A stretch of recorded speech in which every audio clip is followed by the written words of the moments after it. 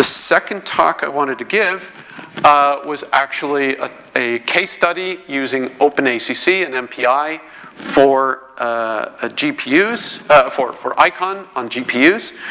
And it occurred to us that it really doesn't bring you anything if you don't have a basic background in Open ACC to give that talk.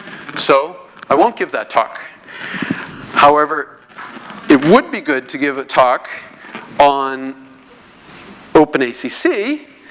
Unfortunately, I don't have that talk ready. But fortunately, we know people who give exactly talks like this. And we asked our colleague Alistair Hart at Cray if he could give this presentation, which he gave last week at CSCS. And he said no, he couldn't give it, but he allowed us to give it for him. And that is what I'll do. I think that's more benefit to you to hear a basic introduction of Open ACC. Okay, so Open ACC. Let's just go back to the first two talks, CUDA and CUDA Fortran, and what is important about programming, what is important in programming GPUs? Well, you need lots and lots of parallel tasks. For example, loop iterations, right? Each parallel task is going to be mapped to a thread within a thread block, which is then mapped to a core, essentially. You need a lot of these to fit onto the streaming multiprocessor to hide. You need a lot of these thread blocks to map to the streaming multiprocessors to hide the latency. And then within those thread blocks, you need lots and lots of parallel tasks. Overall, why did I choose this number? That's the number of cores on a Kepler K20X.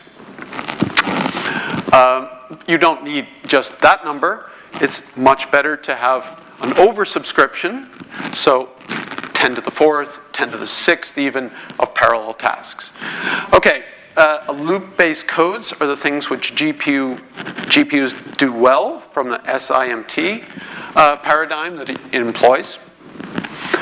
Okay, your inner loop, this is very important, has to vectorize. Why? Because within the warp, all of those datums, right, are being performed in unison, right?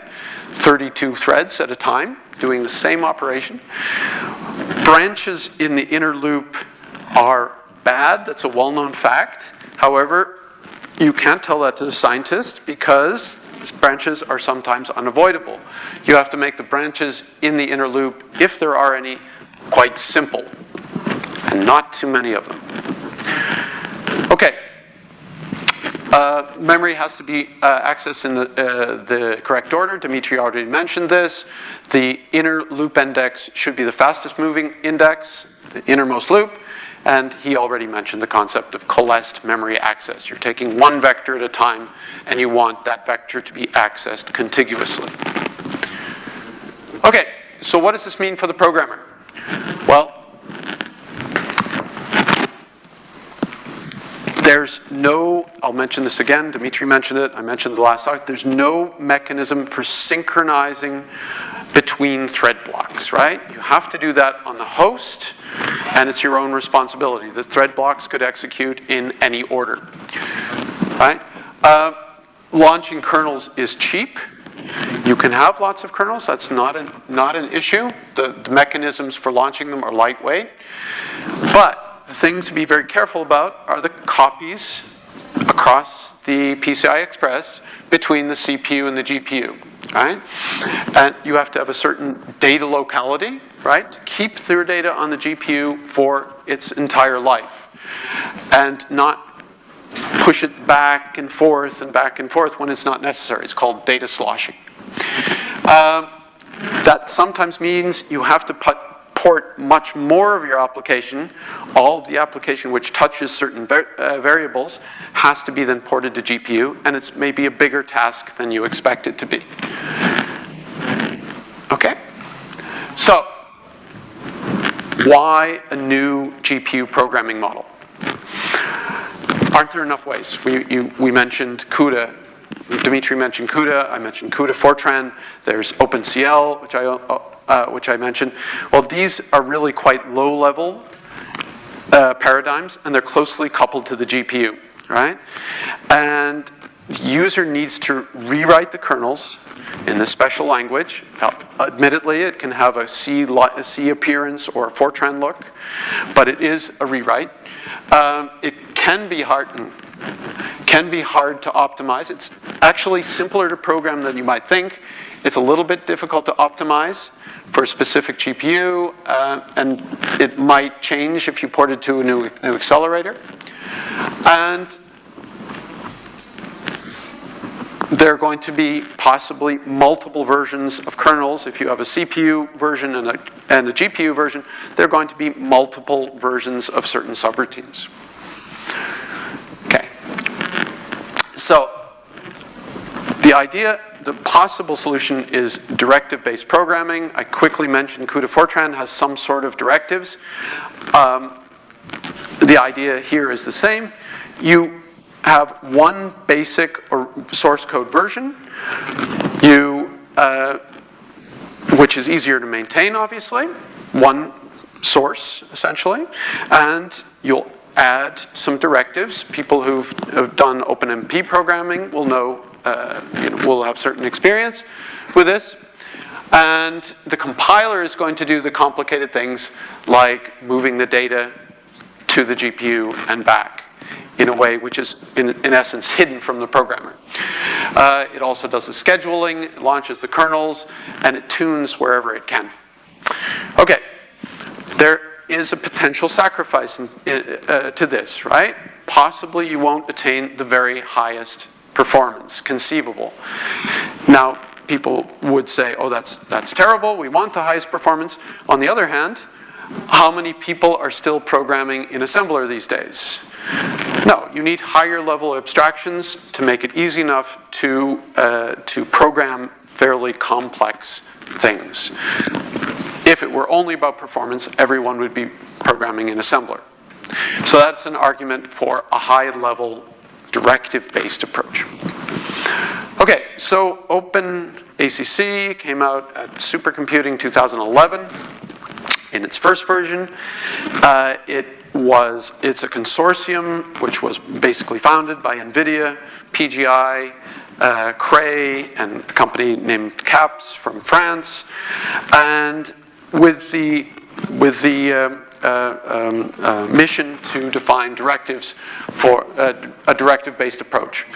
Okay, now at this point we have a standard from this OpenACC's consortium, OpenACC 2.0.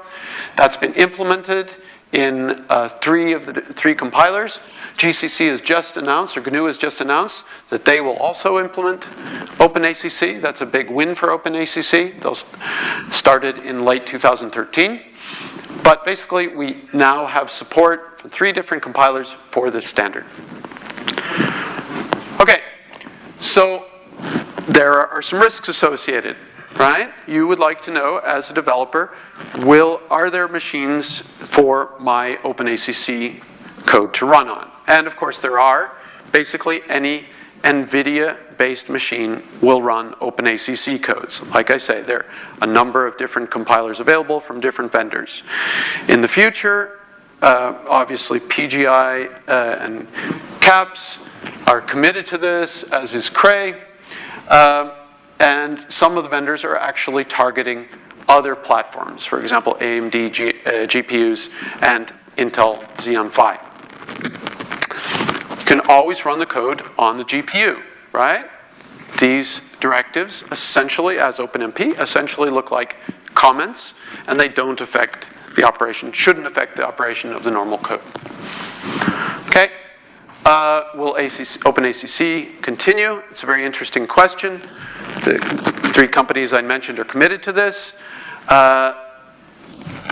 The committee now has 18 partners. CSCS is one of them. They're working on a new standard, the OpenACC 3.0 standard. And maybe OpenACC will be superseded by something else. And, well, everyone wants the compiler to do it. do all the dirty business. Well, we've been waiting for that for 20 or 30 years since high-performance Fortran was announced, and it still hasn't been achieved.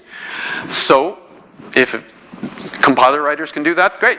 But I wouldn't wait for that. How about OpenMP? Well, OpenMP 4.0 also has accelerator directives, and they're actually fairly immature because they started well after the Open ACC community. And even if OpenMP accelerator directives were to subsume OpenACC, you've already done most of the work because the syntax will be similar, if not identical. Just as when OpenMP was introduced and there were previous OpenMP-like directives, which then were fairly easy to port to OpenMP.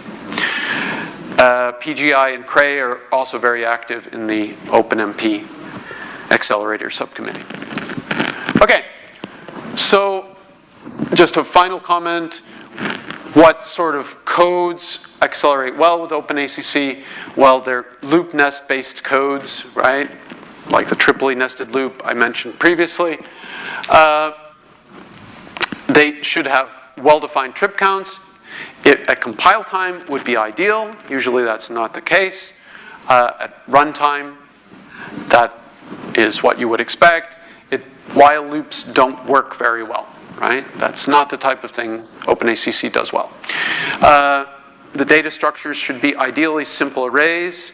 Derived types are supported, but there are some issues with derived types. Okay, there should be a large numbers of iterations. The trip counts of these loops should be very, very large. At least in the thousands, if not 10,000s, or hundreds of thousands, or millions. And the loop should span as much code as possible. However, that turns out not to be so important. Even small loops, if they're compute intensive, they actually work fairly well. And ideally, not too many if statements within the innermost loop. Let's skip that. Okay, so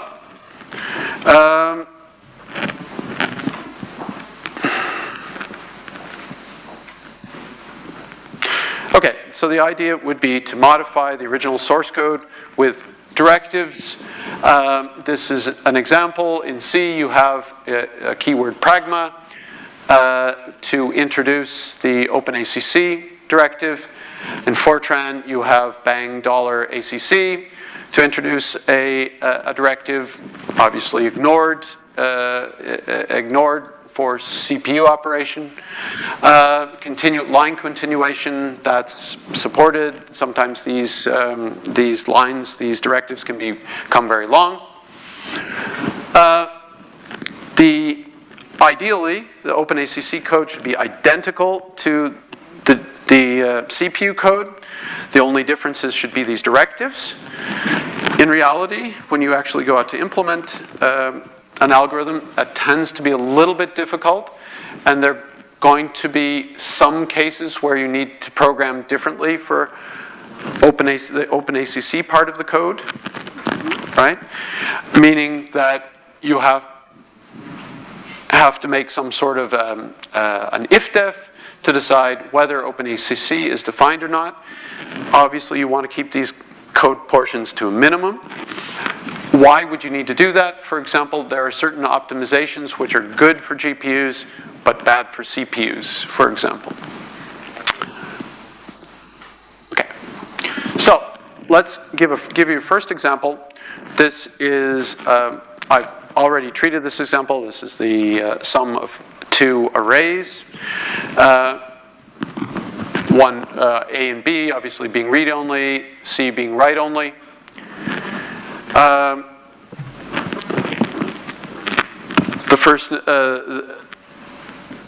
The idea is that the compiler does the work.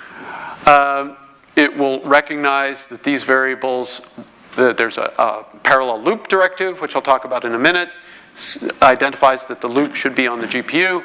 It should identify that these variables are going to reside on the GPU, as is this one. It should do the copies automatically at this point, and then copy them back to the host at this point, all automatically. So the loop will be then scheduled automatically and with certain grid dimensions and thread block dimensions. And one minor difference between OpenMP. OpenMP, the directives only apply to the outermost loop, but here it applies to the entire loop nest. Okay.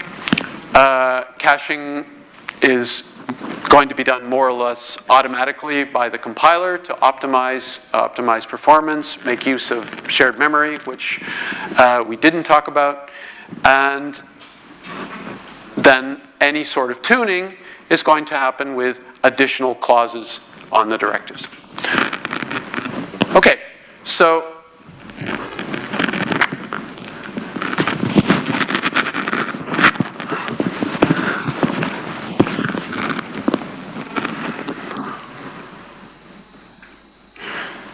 one second. So, concerning these directives which map loops onto the GPU. So there's two options. You have something called parallel loop and kernels loop, and there's a very fine line between them. The reason for there being two possibilities to map loops onto the GPU is historical. This paradigm came essentially from PGI, this one from Cray, and there's some fine distinctions between them, which I won't go into. For the time being, we'll just talk about the parallel loop directive.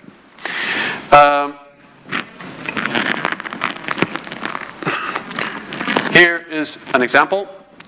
Like the hello world of the Open ACC, for an Open ACC program. You have two loops, which I've deliberately separated into two loops. Alistair has deliberately separated into two parallel loops. One to initialize the array A, and the second one to double all the values in A.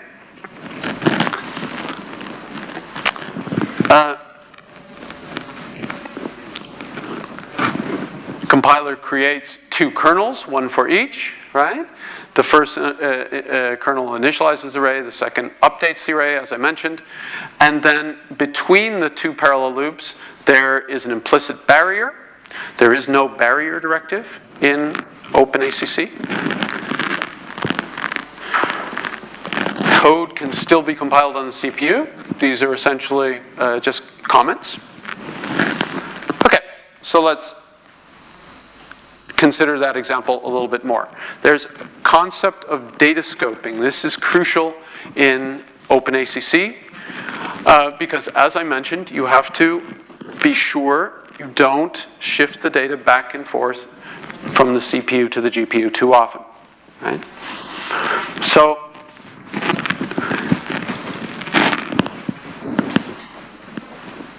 in thread parallel programming, things get a little bit more complicated. Inside the loop, each thread data can be shared between the threads, or it can be private to a thread. In other words, each thread has an individual private copy of the data.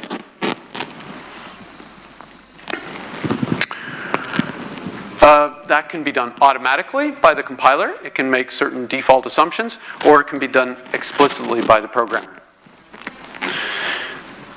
If you get the data scoping incorrect, you can actually get inconsistent answers, even if sometimes the compiler gets the default wrong.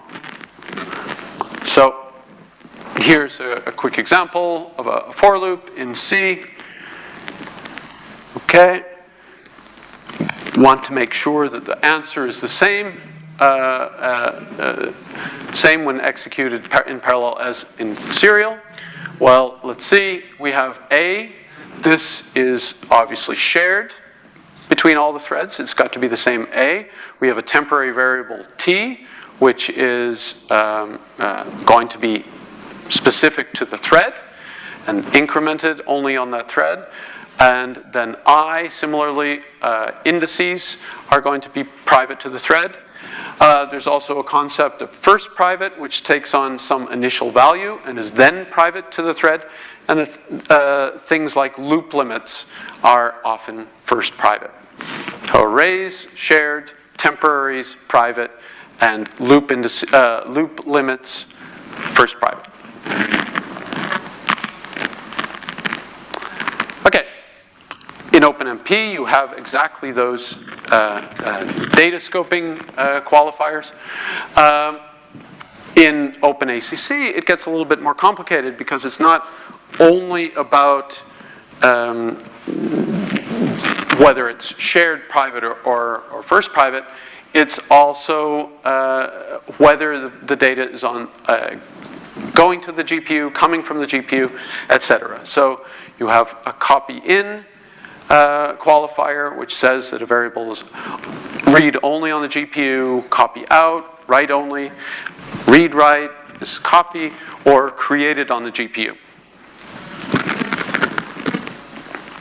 So, parallel regions, I've already mentioned this. You can have scalars are private by default within a parallel region. Arrays are shared by default, but you can explicitly define them as something different, and that overrides the automatic default settings. And then, for safety reasons, you can set default none, and that forces you to explicitly define everything, or you'll get a compiler error. So let's take the same version and make it a little bit more specific. Well, here we're saying that A is copy out, and obviously this is write only, and A here comes in and it goes out. That might make it a little bit more efficient, but obviously the A is needlessly moved between the kernels, and that's called data sloshing, as I mentioned previously. Okay, so what do you do about this data sloshing? Well, there's a concept of data regions to allow the data to remain on the accelerator. And the data region is essentially just a marker of the life of the data on the GPU. Okay? It's only labels the region of the code where the data should be transferred to the GPU and then come back from the GPU. It can contain host code, that's not a problem. It can contain device kernels, and it can contain further data regions. That's also not a problem. They can be nested.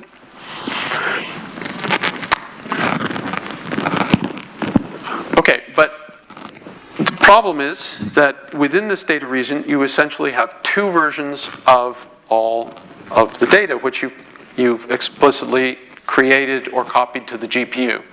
And these are only going to synchronize at the beginning and end of the data region. You can update them in between, I won't go into that, but you have to remember that you essentially have two versions, and this is two versions of the data. And this is exactly where your programming problems come from, right? The fact that you have two versions of the data and the bugs. Okay, so let's show you a second version. Okay, now we've defined a data region around the two loops and explicitly said that A is write only within that data region now, right?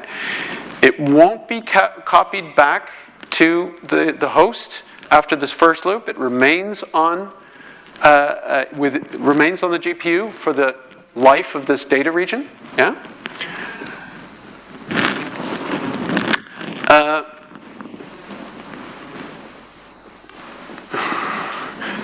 The data, as I said, are only moved at the boundaries of the data region, and there's no compiler-determined movements for those arrays which are specified in the data region. there's no synchronization within the data region. I already mentioned that. There is specifically here, there's no synchronization. However, there is an update directive with which you could update A. Okay, so this is a further complexity you have that obviously you have a calling hierarchy, right? Subroutines calling subroutines calling subroutines. And you want to be able to access the data on the GPU, which has been copied within a data region.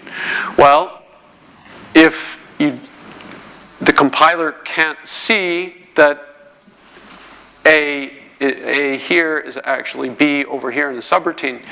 So an additional keyword present was added to determine or to state that, oh, I know that B is actually present on the GPU at this point, and therefore you can rely that it's there and can be utilized on the GPU. So if B were not there, in other words, if you had forgotten to copy A over to the GPU, it would give you, if there's some sort of lookup table, it will give you some sort of runtime error. So this is a way to indicate the presence of GPU variables within the call hierarchy from one down to the lowest level subroutine.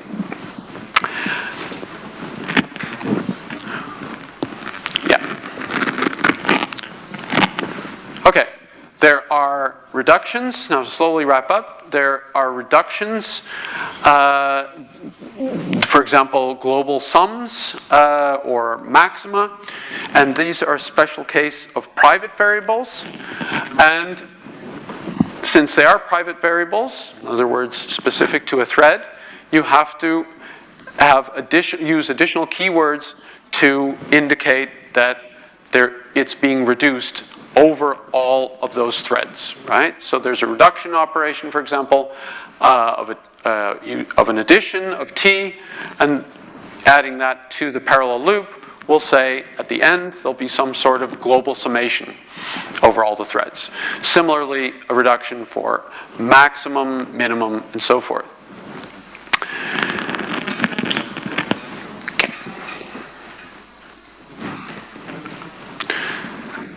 Okay, there are a few tricky things in OpenACC. Well, there are actually many tricky things, but you have to remember that OpenACC and OpenMP, while they can look very similar, there are some fine distinctions between them.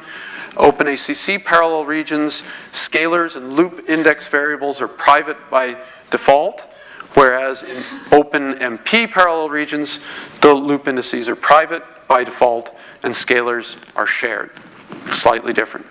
And that can, of course, lead to some surprising errors, which if you're used to the one paradigm. So if you're translating OpenMP code to OpenACC, conceptually it's fairly easy, but there are some tricks which there are some key differences you have to keep in mind. Okay, quick summary of the directives. There are the compute regions, that's the parallel loop or the kernel's loop.